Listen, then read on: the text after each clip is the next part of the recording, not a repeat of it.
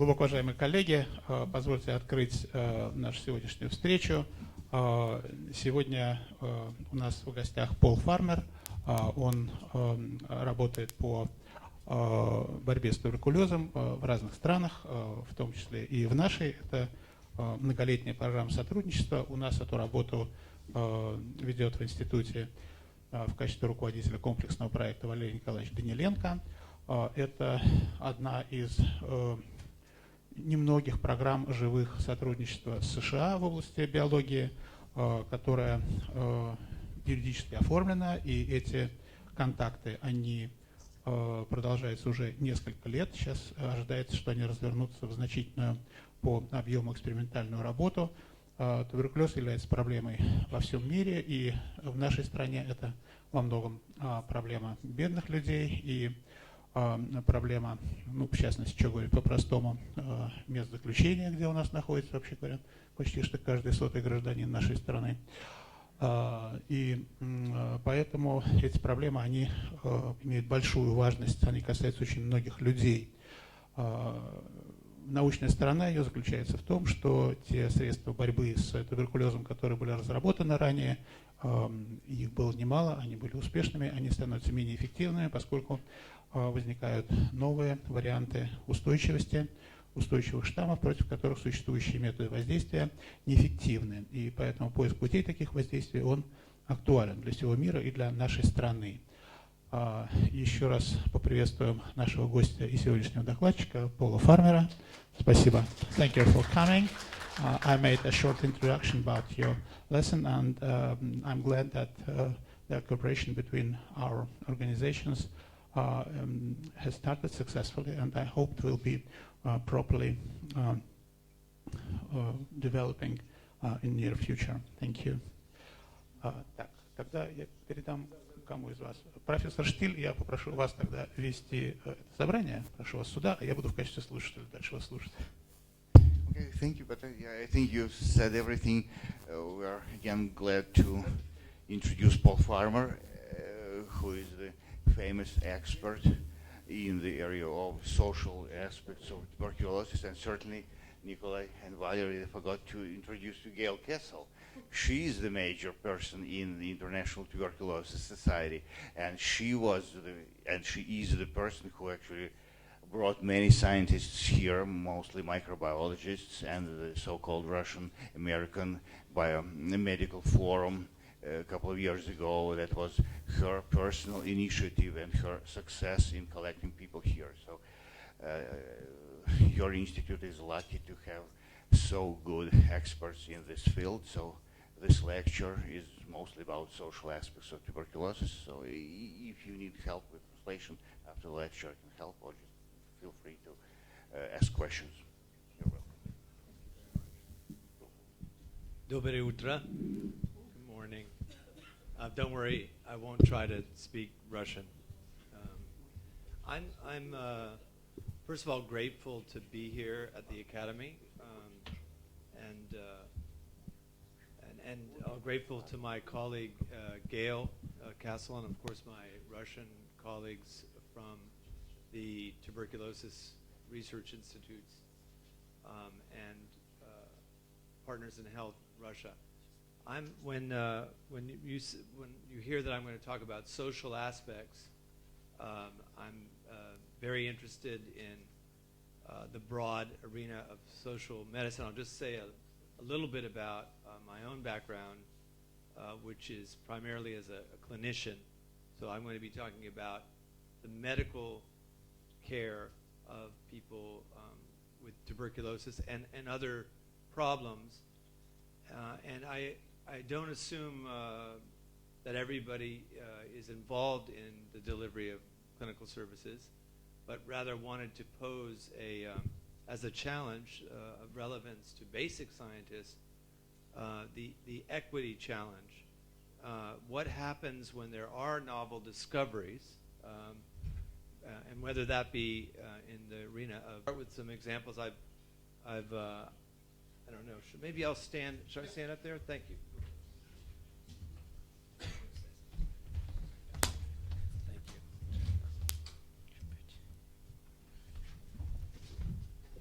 And oops, was that electrical, or am I just such an exciting speaker that you're supposed to be translating my humor? It never works. Now, of course, I don't know what the translation, if it's good or bad, but since it's my colleagues from Partners in Health, I'm assuming it's correct. And I will give a brief presentation looking at this challenge, again, the equity challenge, and some specific experiences that we've had in delivering services for patients sick with drug-resistant tuberculosis.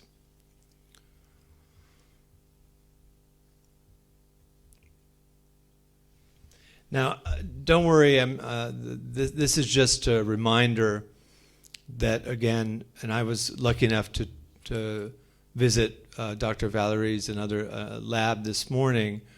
We were talking about new molecules.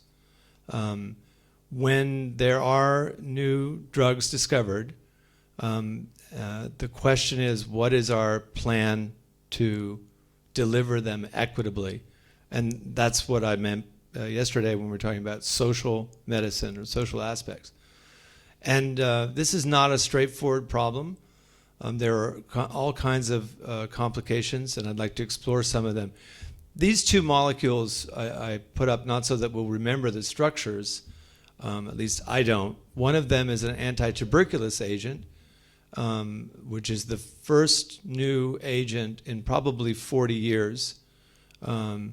Again, thinking critically of those drugs that have gone through the development pipeline and are actually available on the market, and that's bedaquiline, and there are a couple of others, but not many more after. In the coming years, for us to have new drugs in the pipeline, that's going to require a greater investment in basic science research and in drug development. And there are people in this room, of course, who focus on this part of the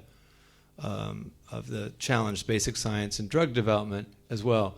And the other I just wanted to mention is that the challenge that we saw many years ago with the development, the discovery of anti-tuberculous agents is something we're going to see again and again whenever we develop a new treatment.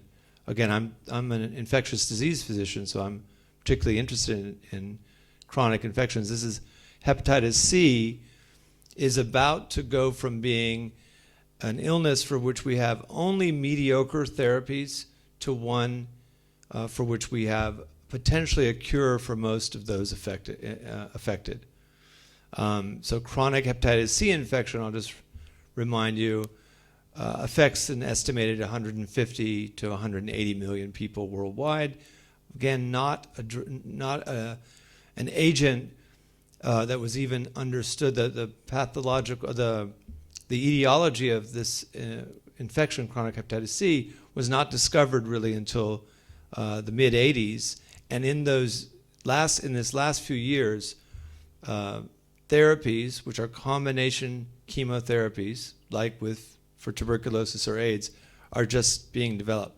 So this is a very exciting moment when we contemplate hepatitis C. And I want to go back and look at what those moments were like in developing new anti-tuberculous agents, and to argue that the challenges are similar, but we're more prepared to have again, an equity response, a delivery platform for patients. Sorry, I'm not sure. How about that? And again, this is not a task of recognition, but this is Waxman, who had Russian roots, in fact, and streptomycin, probably the first antibiotic. I mean, those of us, many of you will remember this as the first anti-tuberculous agent, but it's also really the first antibiotic. And that's debated, but basically this changed everything. Now, why did we have such an enormous project with drug resistance? And this is a question that has brought many of us in this room together. And part of the answer, of course, is that the nature of discovery in those years, the 40s, 50s, 60s, led to the stuttering introduction of new antibiotics, not in combination, but one at a time. And so in clinical care of tuberculosis, if you look back at the history of the use of streptomycin, it was, of course, used as a single agent for patients very sick with dying of tuberculosis. And this was true in the United States, in Russia, and Europe. It was the drug that was available, and so it was used. And in some of the patients who received this drug, there was clinical response immediately. It was seen quite correctly as a miraculous intervention. However, drug resistance quickly ensued, and this was apparent not just clinically with relapse or death, but also in the laboratory. And so, again, back to the question I was talking with Dr. Valeri about yesterday, is the genetics and genetic mutations at the microbial level have always been central to clinical effectiveness. And of course, this is true not just of mycobacteria, but of other pathogens, viruses, parasites, bacteria, and mycobacteria. That is, we challenge them with these agents, especially when we do this one drug at a time, and they invariably mutate. It's very hard to think of examples of any microbacteria that do not mutate, some more rapidly than others. And you'll think about the Moscow numbers, but in the United States, in the mid-1940s, during the war, most Staph aureus isolates were, of course, fully susceptible to penicillin. Now, however, that is probably fewer than 5% of isolates, at least in our hospitals. And again, that's how Gail and I met, is a shared interest in emerging pathogens. These were not newly identified pathogens, such as HIV would be about those years that we met, but rather newly drug-resistant pathogens. So in the years that I completed my training in infectious disease, there were already articles like this one, I think Gail will remember. This is a terrific review from Science, 1992, already heralding the crisis in antibiotic resistance. And Professor New from Columbia just went through very carefully mostly the bacteria, studying gram-negative, gram-positive bacteria, looking at the various mechanisms that were involved at the genetic level of the microorganism that conferred either complete or partial resistance to the agents on hand. So one of the questions that we ask whenever there is a new agent is not only what is our plan for equitable distribution, but also for smart delivery of new drugs, like bedaquiline or delamidid or other agents in the pipeline or recently delivered for tuberculosis, but also for other chronic infections. And again, I'd invite you to consider chronic parasitic infections, chronic viral infections, and also, as I'm doing today, chronic mycobacterial infections.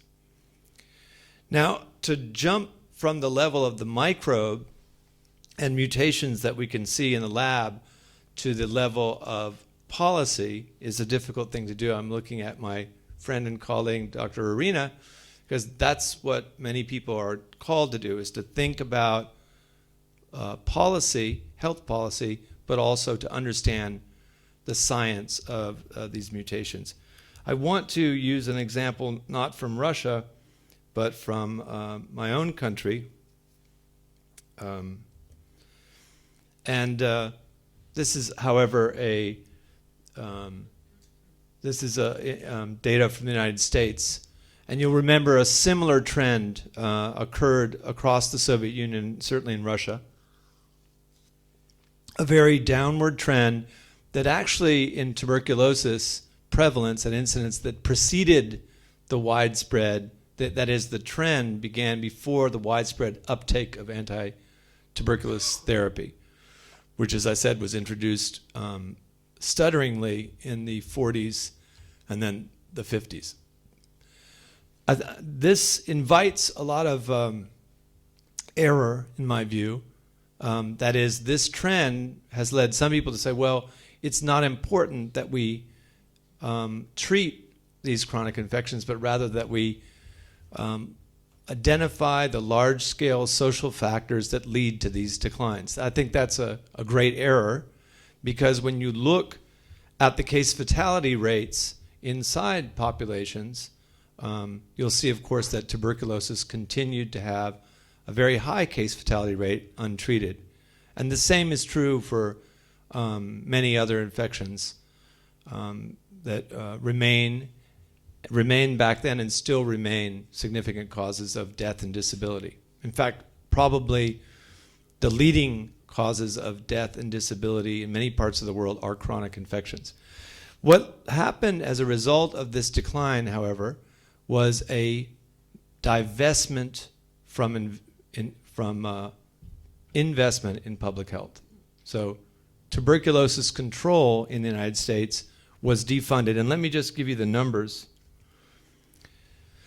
So in between, these are public, federally funded block grants, they're called in the United States. And as you can see, in 1972, they virtually disappeared. That is, federal funding through block grants to tuberculosis control disappeared in the United States. And so what happened after 1982 is much disputed, the causes of what happened, but in every American city, especially the large cities, there were epidemics of tuberculosis. Just to take the example of New York. New York, which many of you have visited, is not only, I think it's still the largest American city, but it's also one of the wealthiest cities on the face of the earth.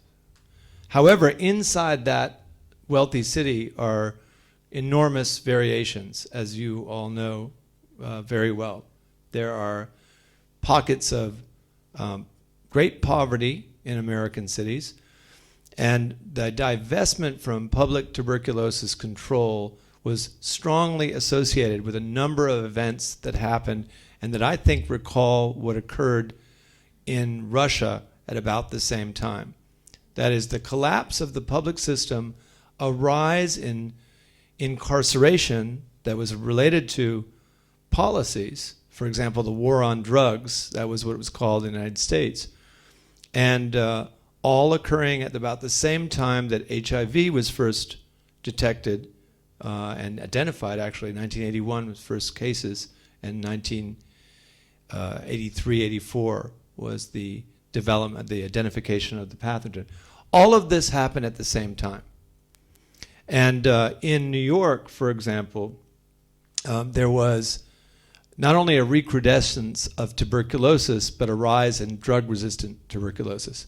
Now, I was just beginning my medical studies and remember quite vividly the claims of causality made about this epidemic. Some said, oh, it was due to HIV, others to immigration, still others to recognize the defunding of the tuberculosis programs, and still others spoke about the rise in incarceration of people living in poverty. In fact, it was very difficult in those years, though, for people to juggle at the same time all of these explanatory frameworks. And unfortunately, that's what was required to understand these epidemics, was a complex biosocial approach that allowed us to study several things at once.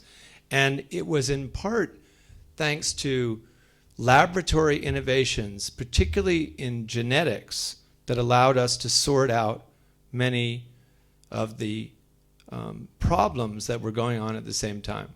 In fact, one of you was I've worked with some of your Russian colleagues who went to Boston. Sasha Slutsky, for example, you remember, who was trained here and helped, along with many others, to sort out the clones that were being spread, because this was an epidemic. So this was transmission, and not only or even largely the reactivation of latent HIV, latent tuberculosis by HIV. So again, I just invite you to think about the discrepant claims of causality that were made at that time. And I've listed already now 6 ideas that this is the primary problem for this epidemic, but they couldn't all 6 be true, right? We'd have to sort out which ones were the most important and in fact rank them. And that was possible to do, although by then the epidemic was well out of hand or had been brought under control, and the lessons learned could be applied in other cities. Now what about New York? First of all, just in case anybody wonders the significance of this epidemic in New York, and this is 1978 to 2009. So we see the epidemic, but also it was brought under control. Now, how it was brought under control is also much debated, just like the causes of the epidemic. And I'll make an argument here for the importance of prompt diagnosis of drug-resistant TB and prompt initiation of effective therapy, right? So in this argument, which again we've explored together here in Russia, the claim is being made that prevention and care, effective care, are critically related. And some of my colleagues who are here remember that this was very much the debate in Russia in those same years when drug-resistant tuberculosis was being transmitted inside Russian institutions, prisons, schools, hospitals, but there was less HIV at that, and there still is, than there were in some of the American cities. Now, just to go over again some of the numbers. New York City, with 3% of the population of the United States, was at this point accounting for 61% of cases of drug-resistant TB, of MDR-TB. Again, I'm using the same conventions that we use in Russia, that drug-resistant MDR-TB is defined as isolates resistant to both isoniazid and rifampicin, and many of them, in fact, a lot of them were resistant to all 5 first-line drugs: isoniazid, rifampin, ethambutol, pyrazinamide, and streptomycin. So again, this is what brought me together with my Russian colleagues, many of them here today, is similar challenges here. The debate, however, went on for a long time. Where did this epidemic come from? What is the role of effective diagnosis and triage into a second or even third line regimen? And it was not until patients received the right diagnosis, the right drugs, but also the right system of delivery that this was brought under control. And before I go to the next slides, I just invite you to think about the system of delivery, because that's not the work of either the clinicians in the hospital or the laboratory scientists who are helping to develop the tools, whether that be diagnostic or therapeutic. That's not what we do. Again, but for those of you involved in policy work, how do you deliver care for a chronic infection to people who are marginalized by poverty, by housing insecurity, racial discrimination, lack of access to care, they're far from the hospital, they're in jail? These are, again, the same questions that were faced in Russia. Very similar epidemics at one point. They were epidemics among people whose lives had been disrupted by large-scale political and social transformations. In Russia, the collapse of the Soviet Union, and in Russia, in the United States again, a number of forces, but also related to changes in policy, such as the war on drugs, which led to an epidemic of incarceration. And at one point, the year that I first came here, 1998, 1997, 98, the two world leaders in incarceration, that is the rate of the population in prison or detention, were Russia and the United States. And the United States was at the top with over 700 people per 100,000 population in the criminal justice system, and Russia right behind, reaching almost up to 690 per 100,000 population. And that had been more than twice the rate of incarceration during the Soviet Union. So these are very tumultuous, difficult policy issues that people in the United States and Russia, policymakers, were defensive about and had a hard time examining. But again, it's been our argument that these are similar epidemics. Now, what's to be done on the clinical level? This is, some of you will remember the authors of this paper, one of whom was with us in Siberia and Moscow in the year 2000. He's now the director of the Centers for Disease Control. At this time, he was the director of tuberculosis control in New York City. And if you look at this paper, which was published in the mid-90s, its most important assessment of the epidemic, many of these problems were identified. Again, the defunding of the TB system, the epidemic of incarceration, and the fact that clones of highly drug-resistant tuberculosis were being spread inside institutions, particularly hospitals, jails, and homeless centers. Very similar to what we would contemplate at about the same time here. And here are some of the recommendations or the assessments of what was important. And I'm underlining this only to say that it is important to identify and to start effective therapy for patients. And I think now we're going to learn more. Again, our Russian colleagues have been involved in this work. It looks like effective therapy. Again, if you have drug-resistant disease and receive first-line therapy, that's not effective at curing patients, as we now know very painfully. It's also, of course, not effective at stopping transmission. And the good news, the bad news is bad treatment regimens don't lead to cure and also don't stop transmission. The good news is it looks like the organisms become less or non-transmissible as quickly as 24 to 48 hours after the initiation of effective therapy. That's great news, because that means that if we speed up the rate at which we diagnose drug resistance, and again, this is not just mycobacterial disease, but that's our airborne threat. If we speed up the time, then we decrease the time that someone is infectious. Again, it seems obvious, but it now looks like the impact could be much greater. And I'm going to give some examples, I'm proud to say, from Russia. Now, some of you, I know Dr. Arena has been to visit. A number of you have been to cities in the United States. This is a big part of the answer, and that is community-based care. That's the delivery platform that I was talking about. And again, many of us are not involved in determining how this work is done on the delivery side, but we should be, because we now know, I would go so far as to claim that it is not possible to deliver effective care for chronic infections without the help of community health workers. And that's true anywhere. It's true in the United States, it's true in Russia, it's true in Rwanda, and I'll just give a couple of examples.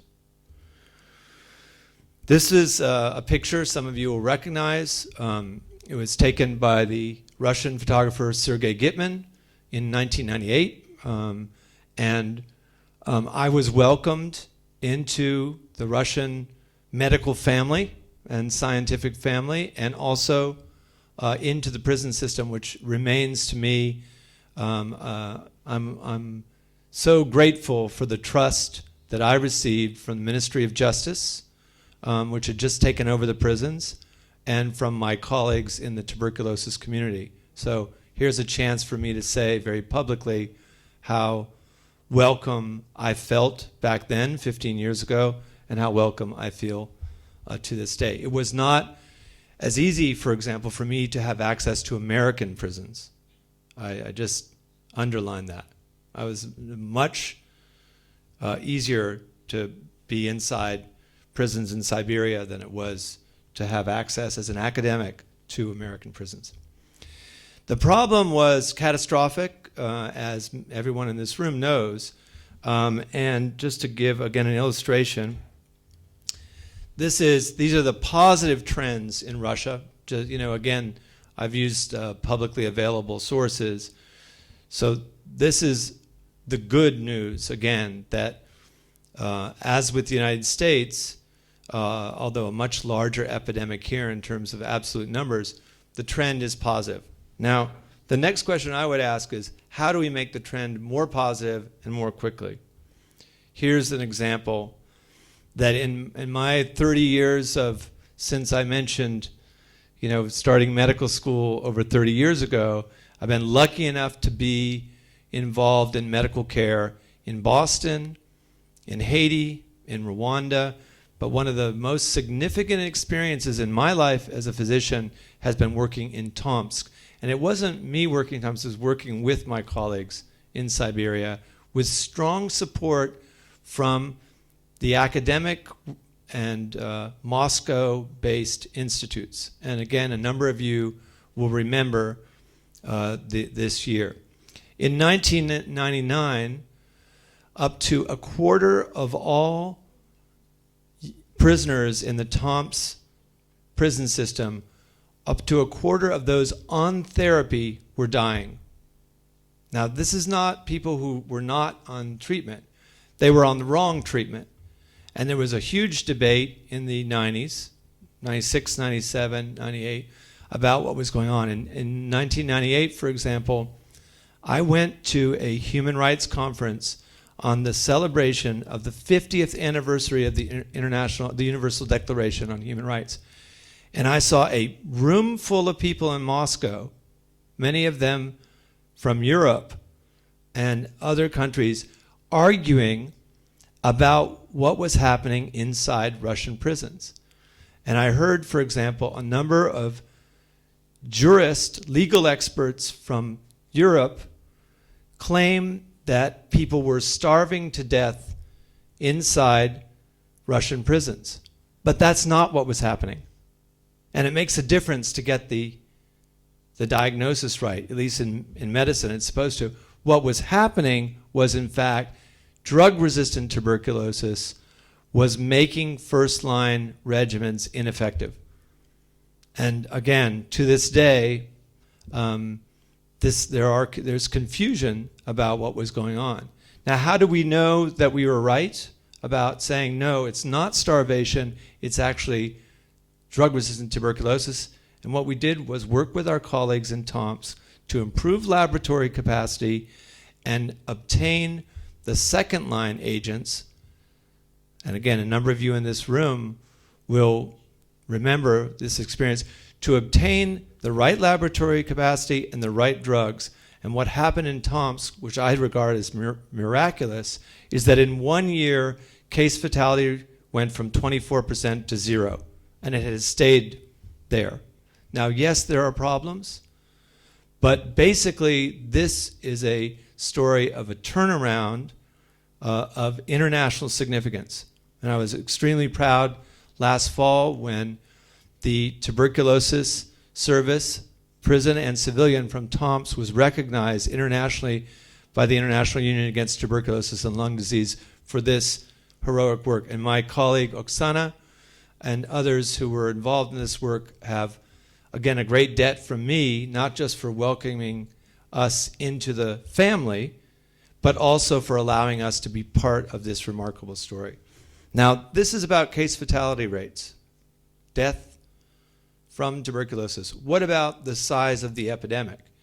If, as I just argued, and many of you argue, the transmission of tuberculosis is related to speedy detection and initiation of effective therapy. What happened in Tomsk over the last decade? Well, this is what happened.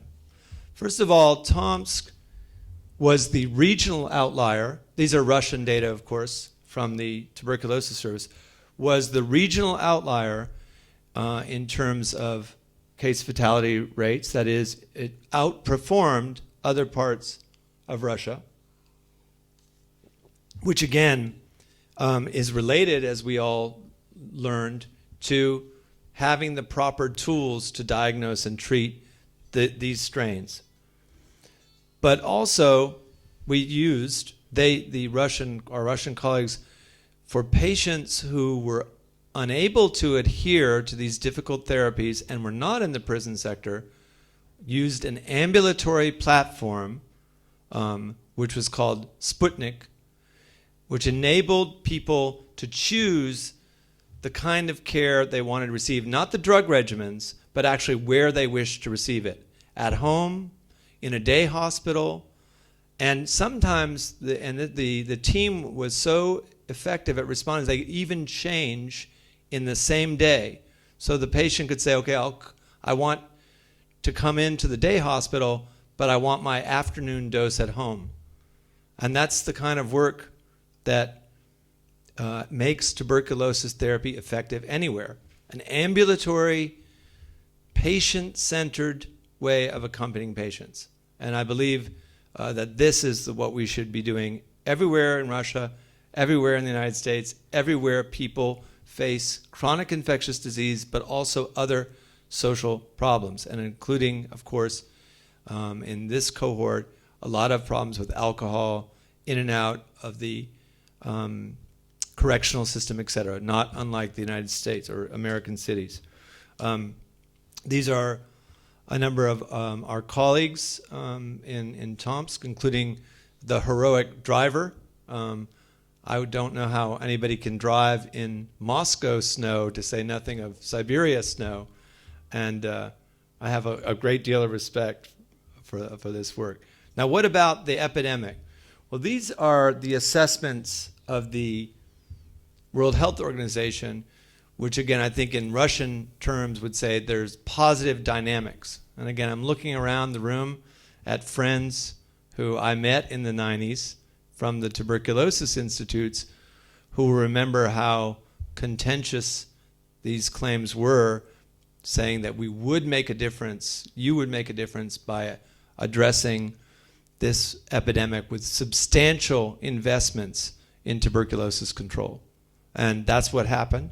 And keeping these investments high and learning how to respond to new problems is, of course, a big part of the challenge, and one of the reasons that we all believe that academics, including basic scientists, should be involved in public policy.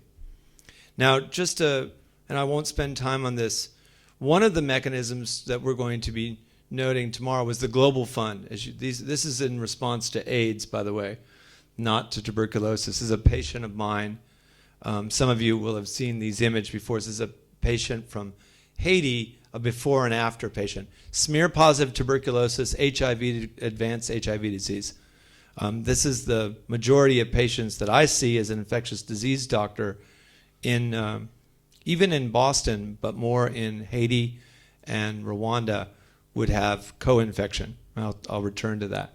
But what happened was a significant investment. I won't go into the details, but the two largest ones being the Global Fund to fight AIDS, tuberculosis, and malaria, a new multilateral funding mechanism, and a U.S. program called the President's Emergency Plan for AIDS Relief. This made an enormous difference in the treatment on a large scale of chronic infections. How enormous? Well, let me just give one example, and then I'll turn back to. First of all, when the resources were used to build delivery platforms, and I apologize for the jargon and would like to learn how to say this in Russian. But by delivery platforms, I mean, of course, hospitals, and we have plenty of hospitals in Russia and in the United States. It also means clinics. I mentioned day clinics and other clinics where our patients in Tomsk and get their care, but finally also community-based care with the help of either lay professionals who are trained, as we do in Haiti, in the United States, in Rwanda, or in the case of Tomsk with nurses who are authorized to do this. Now, what is the result? I'll be glad to share this with you. This is from a recent assessment of the Rwandan HIV program. And the obvious impact of effective, what the Americans call rollout of therapy, again with a multi-drug regimen, just like with tuberculosis, is that mortality will drop. And that's what happened in Tomsk with tuberculosis. That's what happened in the United States with more effective therapy as mortality drops. Now, how steeply? That's another interesting question. And I would argue, and have done so publicly, that these declines in mortality in Rwanda are the steepest declines in mortality ever recorded for AIDS anywhere, including much faster than the United States and Europe. That is, the rate of decline, the slope of the decline, is greater in Rwanda than it was in the United States. Why? And I think the answer is right diagnosis, right drugs, right delivery platform, which in a place where there were not doctors and nurses, it was in some ways clearer that community health workers had to play an enormous role. So again, I'm sure this will be debated for years to come, but there's a reason that the decline was so steep there. Now, just to close and open this up for discussion about new problems, as I promised to do, and return to the challenge of global health equity. Again, jargon from the United States, but I think useful jargon because it's got the word equity in it. If you look at HIV-related deaths in the United States, which have dropped and continue to drop, not as steeply as in Rwanda, but there's much improvement. HCV-related deaths have now surpassed HIV-related deaths in the United States. So HIV was the leading infectious killer of young adults in the United States during much of the time I've been a physician or a medical student. HIV, number one cause. And if you look at women of color, for example, African American women in the United States, it's still the leading infectious killer, I believe. But HCV, again, has surpassed HIV in the United States. And as I said at the beginning of this lecture, we have new therapies, we collectively, which will make HCV curable as opposed to controllable. And let's just take a look at some of the numbers between Russia and the United States. First of all, we don't have all the information that we need to assess how big the problem is, but we know it's a very big problem in the United States and Russia, hepatitis C, about the same size as far as we can tell in terms of absolute numbers, although I think we should be suspicious that we don't know enough about the burden of disease or the gap in access. Now, what about, and if you look at estimates of prevalence or incidence, this is some data, again, a lot of it is guesswork. We can see that there's that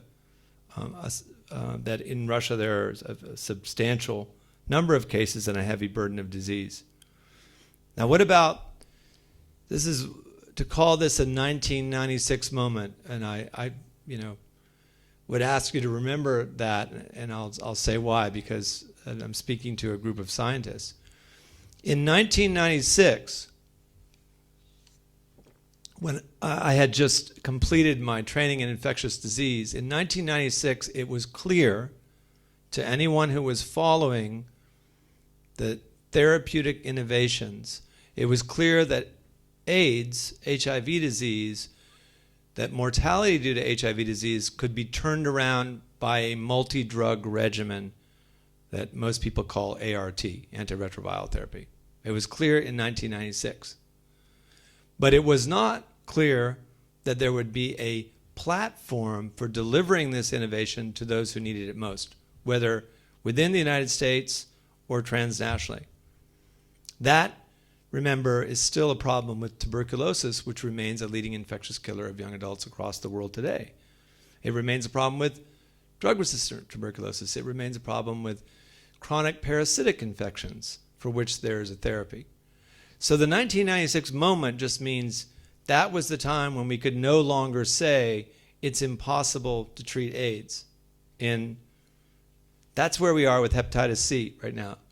These are some of the early results of small trials, but they're pretty clear that this is not at all like pegylated interferon and ribavirin, which was just a few years ago the standard of care for chronic hepatitis C infection. Difficult to tolerate and not high cure rates, whereas these are oral regimens that are well tolerated and do give high cure rates. Now the financing question is another question. And it's usually a very primitive discussion, not a very smart discussion. We confuse price with cost. That happens all the time in medicine. And we have to have a more clear-headed discussion about what we wish to do with these agents and how we can work with those who manufacture and license them, which is our conversations, I'm happy to say, that are underway. The take-home point, as I used to say in medical school, what is the take-home message? The take-home message for me, looking back on the development of anti-tuberculous therapy, on the development of antiretroviral therapy, and on the development of hepatitis C therapy, take-home message is it's always important to have an equity plan. That's what happened in Tomsk, is the public health community, the state authorities inside the prison system and inside the civilian system came together with leaders from the research institutes to agree to strengthen the laboratory capacity and ability to acquire second-line anti-tuberculous therapy for those in Tomsk who needed them. Not based on their ability to pay. Most of them, a lot of them were in prison, but based on the need for that therapy. That's what I meant by an equity plan. And that's what also happened in Rwanda for both tuberculosis and AIDS, is there was an equity plan. Now, in closing, on not a pessimistic note, my friend Oksana knows I'm an inveterate optimist, but the temptation in Russia, in the United States, and everywhere is to say that certain people are not eligible for therapy. And I've seen this in the United States and in Russia, saying that some people are asocial, have too many problems to adhere with therapy. That's not a good approach to chronic infectious disease. Certainly not an acceptable approach to an airborne infection. Just again, going back to the United States and to work in Russia. Thank you very much.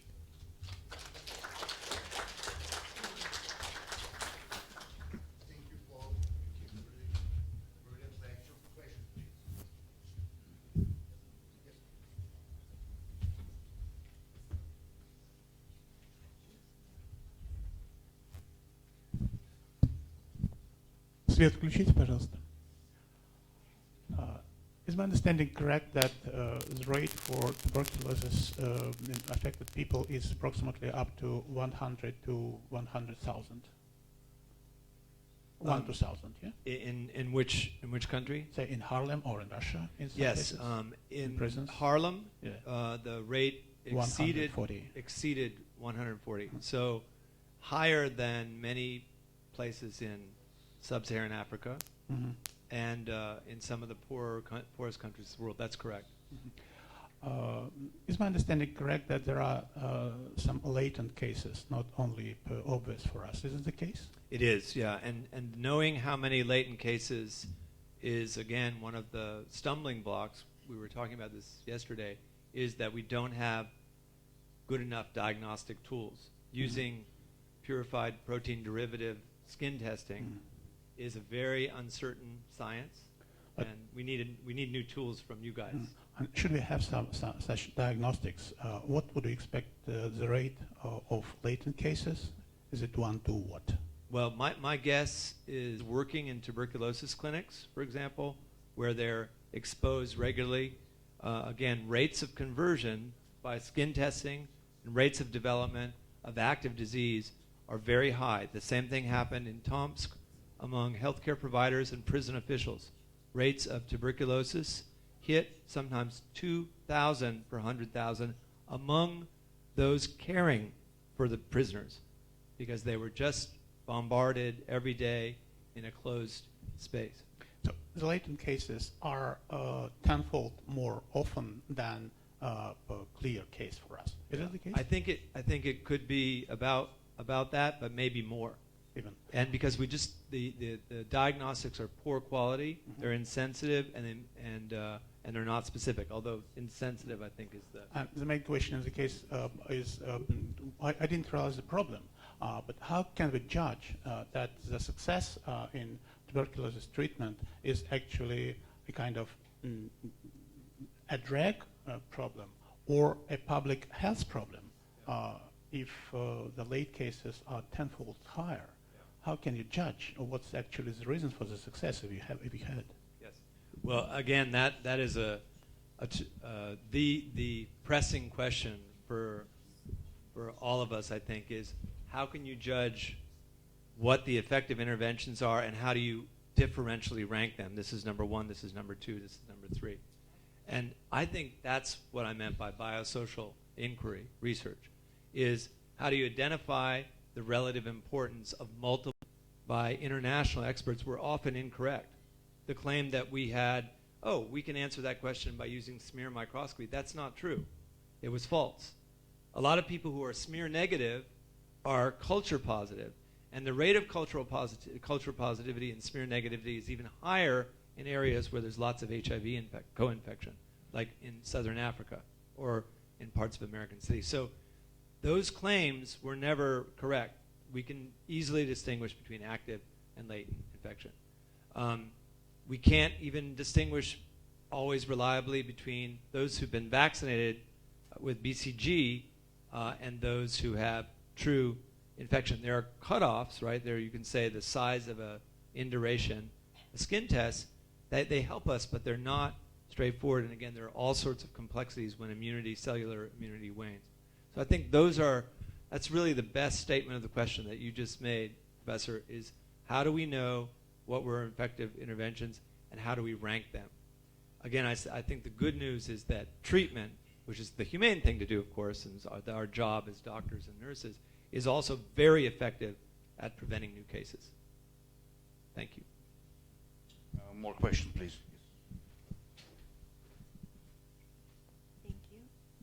Ольга Демихова, Центральный институт туберкулеза, Central Research Institute. I want to thank you. Should be exploring adjuvant therapy, surgery, for example, which again, the claim that we heard together, you and I, back in the 90s, you had people coming in saying, there's no place for surgery in TB care. That was also false. There are times when you need surgical therapy. Same for immunomodulation. We need to be investing heavily in novel therapeutics and, of course, novel diagnostics. I don't know, Gail, if you have thoughts. Yes. I think that you've asked a very important question, and because we better understand resistance now, in the United States, I know there's a big trend towards beginning to think about host-directed therapies, which are immune modulators. This would circumvent development of bacterial, resistance. In fact, the middle of April at NIH, there is a meeting to explore host-directed therapies. What kind of endpoints would you use in a clinical trial? There are at least 2 immune modulators I'm aware of that are ready to go in humans that are approved for other purposes but have good activity against TB in vitro in animal models. Suggestive, but still need a lot of evidence. The other thing that I think there is good progress on is the concept of a therapeutic vaccine that might be given in conjunction with cidal TB drugs, antibiotics. So the two together might also be potent. I think, as you know, we're a ways away from an effective vaccine. I think that's pretty clear with the high reinfection rate that we see now, and we know from molecular typing they are reinfections with new strains suggesting immunity is not long-lived or cross-protective, which represents a huge challenge for typical vaccination programs. Thanks, Paul. Thank you. More questions?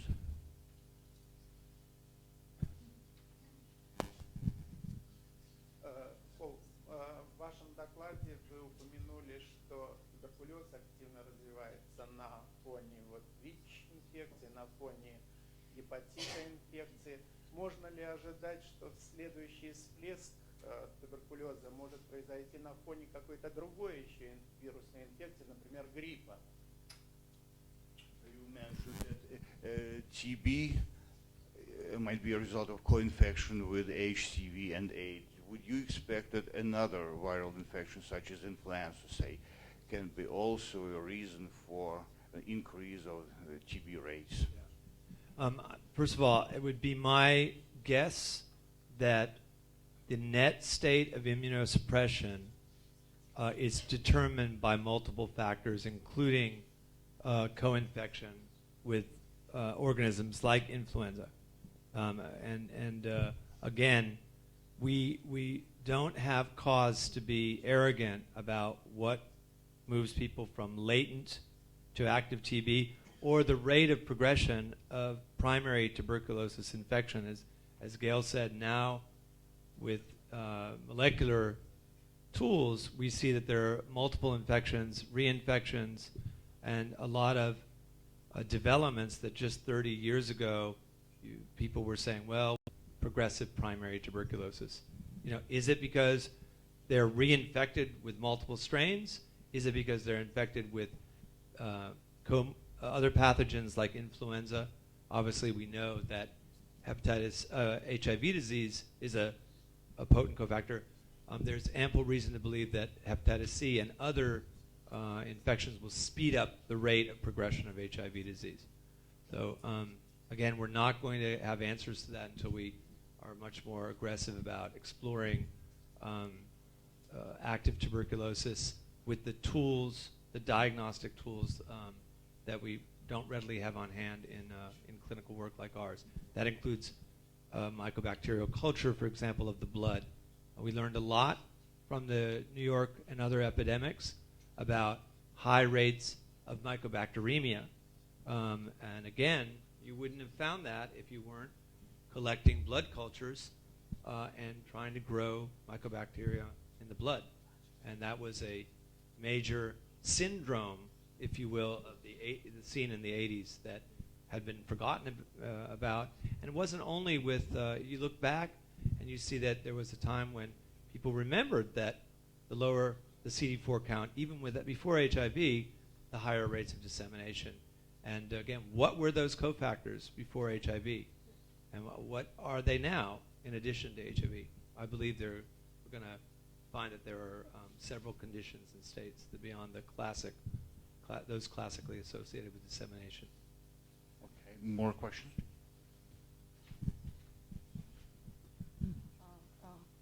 Will you kindly tell what is the existing medical policy towards chronic TB treatment? Whether it must be treated or not, what is the practice? Thank you. That's a great question. I assume you mean in the United States. Tuberculosis law varies state by state, which is it's a very difficult thing to do.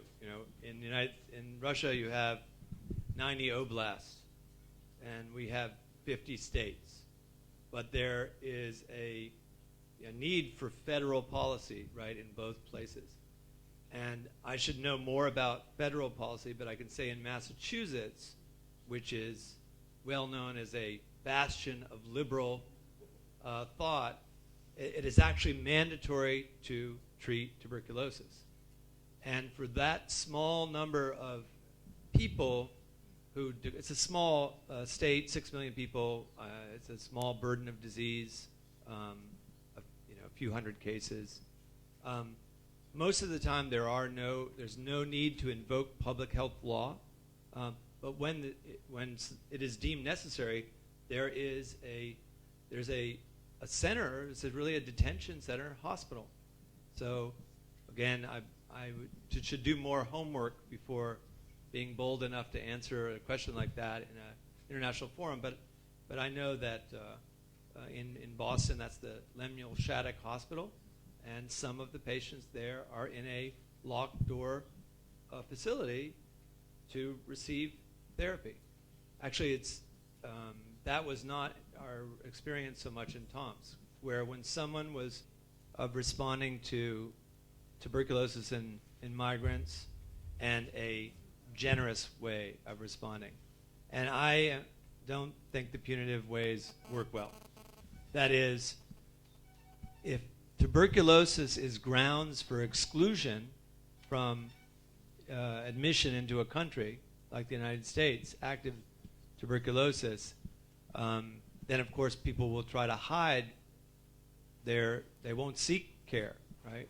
And this happened in the United States and Russia with HIV.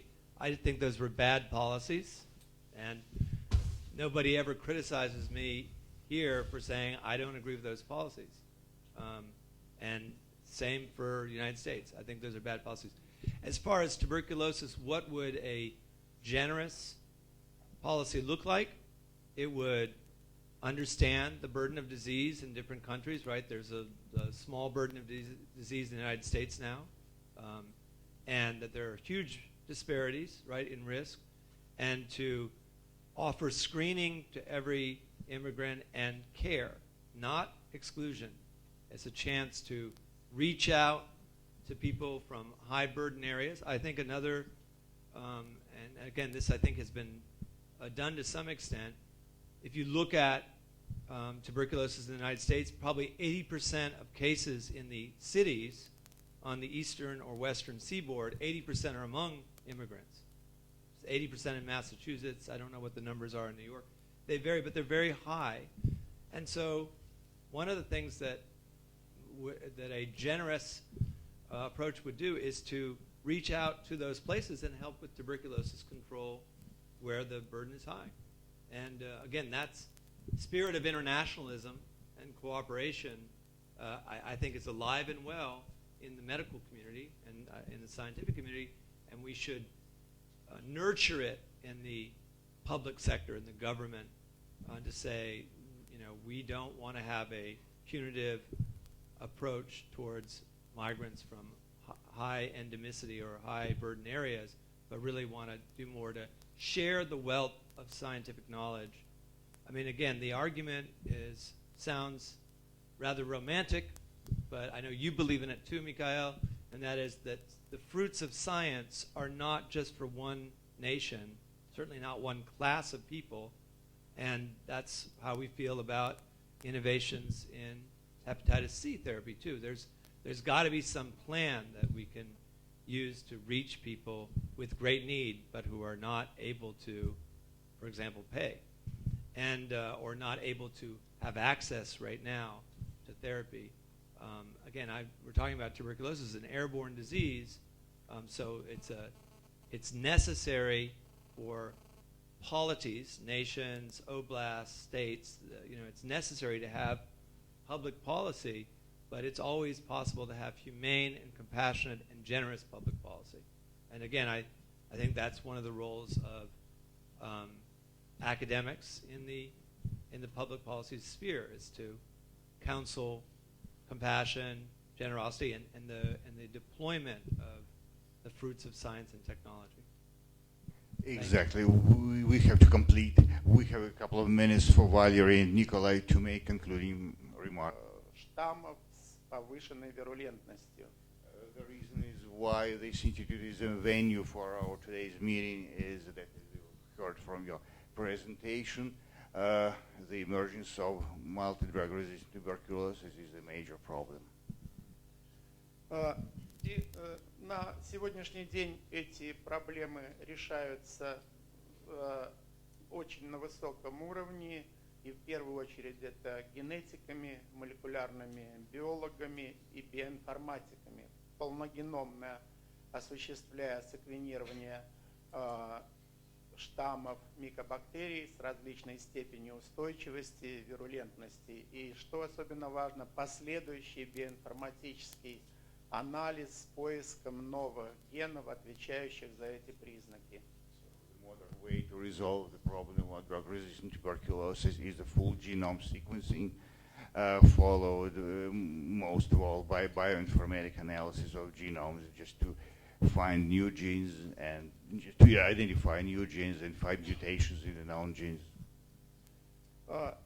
И по этой причине около года назад по инициативе Гейл Кэссел был создан Международный консорциум по изучению множественной лекарственной устойчивости с использованием вот уже указанных методов в мире, в состав которого вошло более 10 стран, включая Россию, Соединенные Штаты, Китай, Тайвань, ну и целый ряд других стран.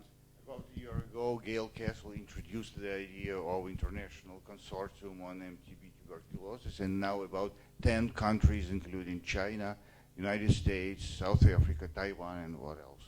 And Russia. Now, they are the members of this organization, and the major method in it is just full genome, is a genetic approach to understand and overcome MTB tuberculosis. Завтра как раз представители вот российской части консорциума, это на сегодняшний день 6 институтов, ну я не буду здесь их перечислять сейчас, это институты и туберкулеза, и общей генетики, эпидемиологии, не буду все перечислять, соберутся для того, чтобы совместно с Гейл Кэссел, которая для этого сюда и приехала, обсудить план нашей дальнейшей работы. And we're very pleased that the Russian consortium is up and running, and actually by the end of next month we will have almost a total of 2,000 strains with full genome sequences from different parts of the world.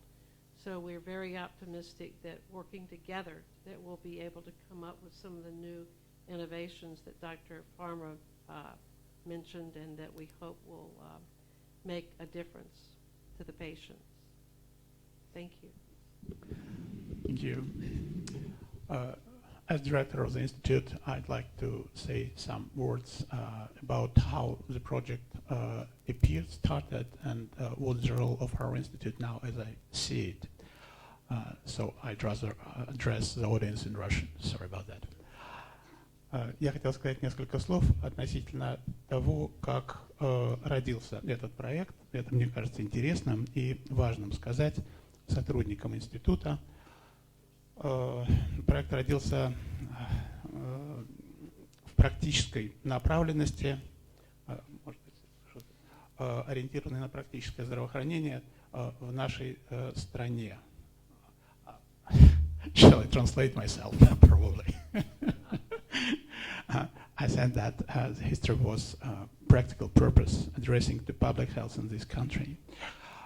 И это, мне кажется, поучительная история в том отношении, что проект был инициирован в США. Нередко мы видим области конфронтации между нашими странами. Это один из примеров, когда здесь есть сотрудничество, инициированное американской стороной и полезное для нас, научное и практическое сотрудничество. I mentioned that the project was initiated in the United States and it was of practical importance, first of all, but now it's more and more, have more bigger and bigger scientific fundamental component, and it's a great example of cooperation between our countries, not so many, unfortunately. The points of cooperation between us, and it's one of the main and effective and understanding. I mentioned that $15 billion were invested in the project in Russia. It is 1,000 Russian Foundation of Basic Research grants, 1,000 grants. So it's enormous money.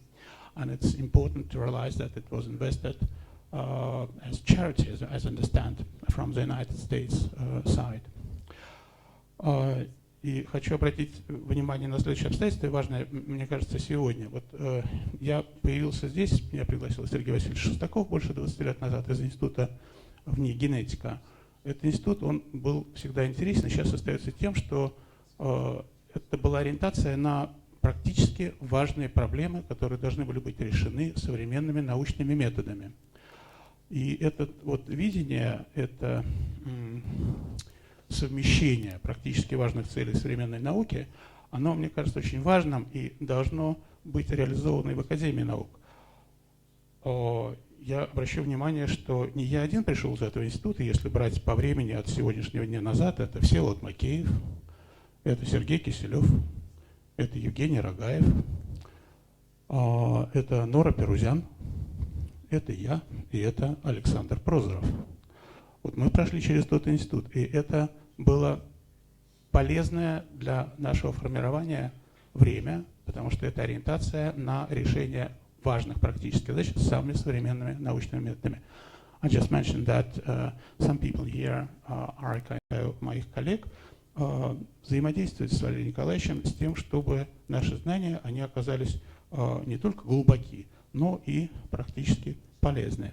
I just mentioned that Valery is leader of fundamental science in this direction in the institute, and we have many relevant scientists. Area of work is maybe helpful for such kind of research, and ask them to be in contact to Valery to in this direction. И еще раз большое спасибо Полу Фармеру за его лекцию, и я надеюсь, что она обозначает начало широких практических действий в научных исследованиях в решении проблемы туберкулеза и понимании фундаментальных основ этого заболевания и то, как с ним бороться. Спасибо. I mentioned that the meeting is a kind of starting point for broad efforts against tuberculosis as disease and to study fundamental, to have new fundamental knowledge on diagnostics and treatment of the disease. Thank you. Спасибо.